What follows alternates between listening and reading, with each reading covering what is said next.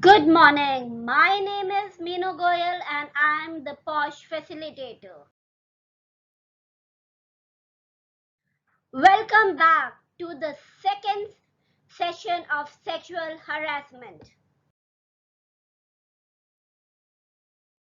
Today we will be learning about the fundamental rights and the advent of POSH Act 2013.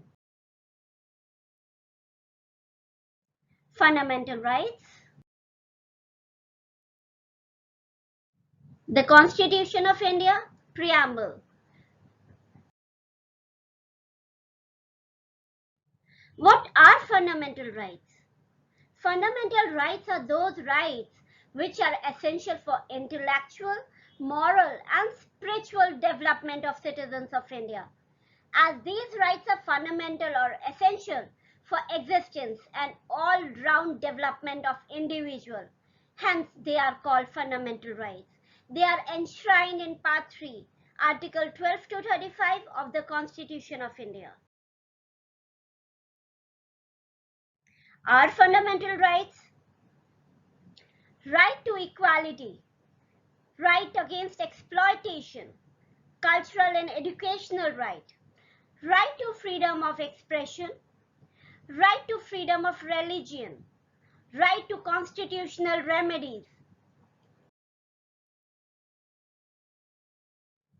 What is right to equality? It includes equality before the law, the prohibition of discrimination on grounds of religion, race, caste, gender, or place of birth, equality of opportunity in the matters of employment, the abolition of untouchability, and abolition of titles. Right to freedom includes freedom of speech and expression, assembly, association, or union or cooperative movement, residence, and right to practice any profession or occupation. Right against exploitation prohibits all form of forced labor, child labor, and trafficking of human beings. Right of freedom of religion includes freedom of conscience and free profession, practice, and propagation of religion, freedom to manage religious affairs, freedom from certain taxes, and freedom from religious instructions in certain educational institutes. Cultural and educational rights preserves the right of any citizen to conserve the culture, language of script, and right of minorities to establish and administer educational institution of their choice. Right to constitutional remedies is present for enforcement of fundamental rights.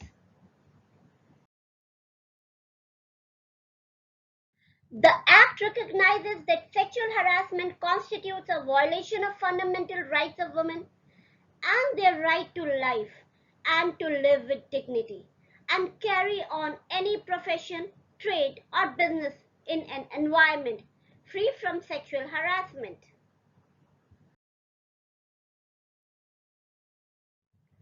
The meaning and content of fundamental rights guaranteed in the Constitution of India are of sufficient amplitude to encompass all facets of gender equality. Let us understand the history behind sexual harassment. The case of Banwari Devi, Vishaka Guidelines, and the POSH Act. How did it came into place?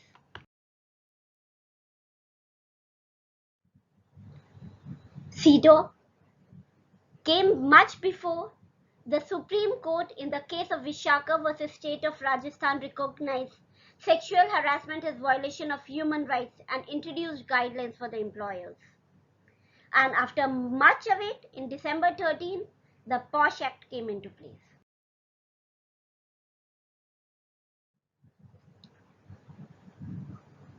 I really salute to this lady, Banwari Devi, through which, because of whom, we are in the safe working hands, the safe working place. So let me take you to the story of Banwari Devi.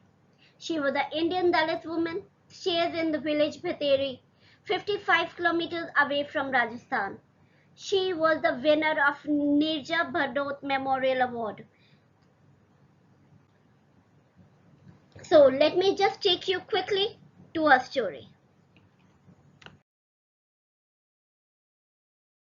In 1992, Banwari's tensions with the village community began as she started working on the issue of child marriage.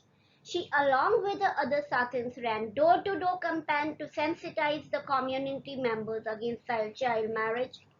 Things turned sour when she, a Kumar woman, tried to persuade a Gujar upper caste family against marriage of their one-year-old daughter. This move was met with immense disapproval and hostility by 40 Gujars out of 1,000 households in the village.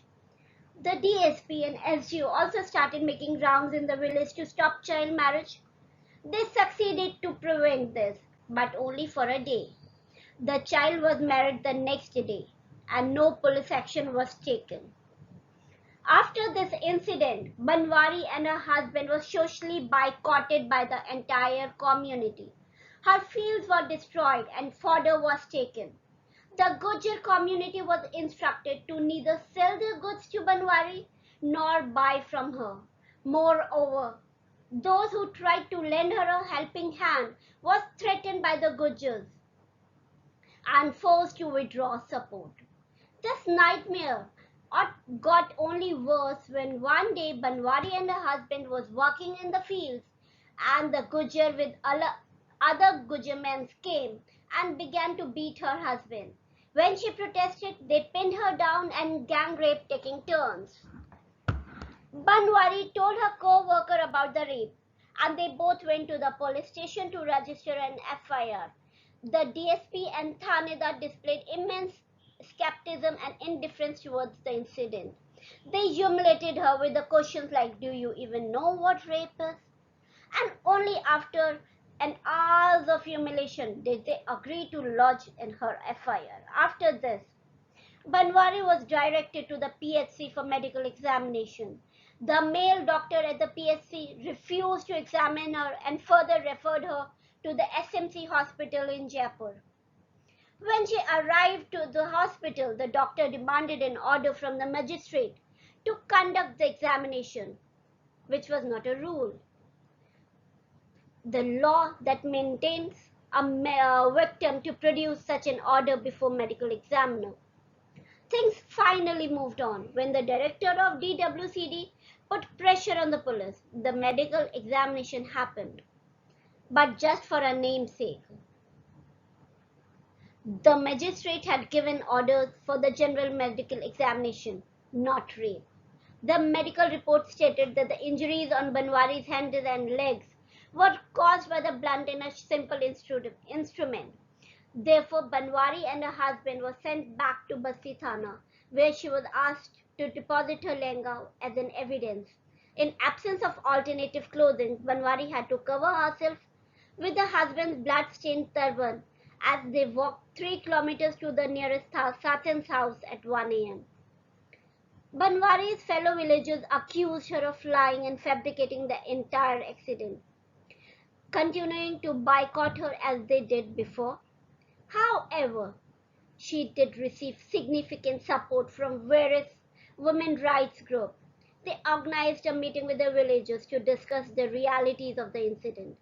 However, most of them spoke against her. There were a few supporters in the village, but they were all clanized supporters. Finally, the court ruled that the accused was not guilty, and Banwari's husband couldn't have positively watched his wife being gang raped.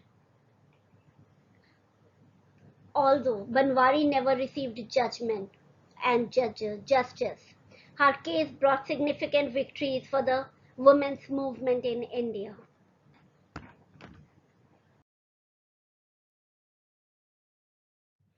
in the absence of enacted law to provide for the effective enforcement for the basic human rights of gender equality and guarantees against sexual harassment and abuse.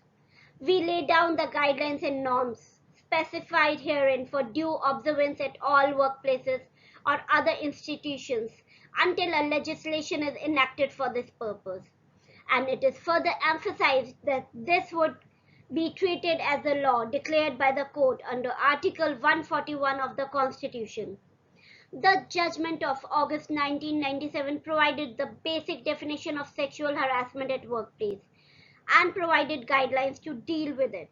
It is seen as a significant legal victory for women groups in India. Established that sexual harassment violates a human right in the workplace, and it is thus not just a matter of personal injury. The main intention of these guidelines was to provide a platform for redressal and grievance mechanism against workplace sexual harassment.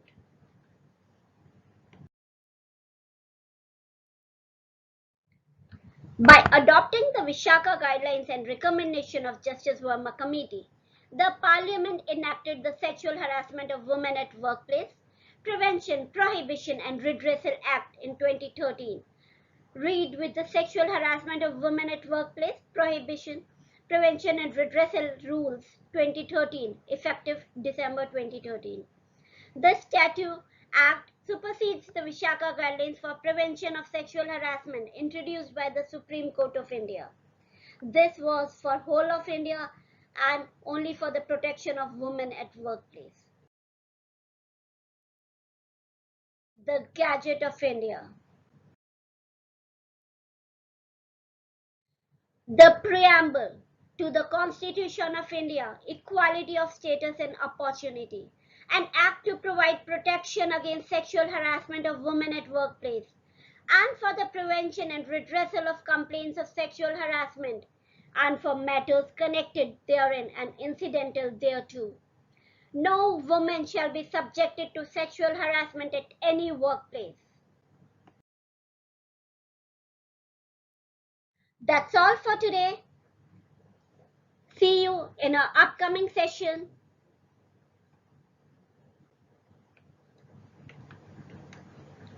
We'll be learning more about what is POSH training, what is the Sexual Harassment Act of 2013 on Tuesday, 30th June. So stay tuned for more informative sessions. Don't forget to like, share, comment and subscribe. Thanks for watching. Have a good day.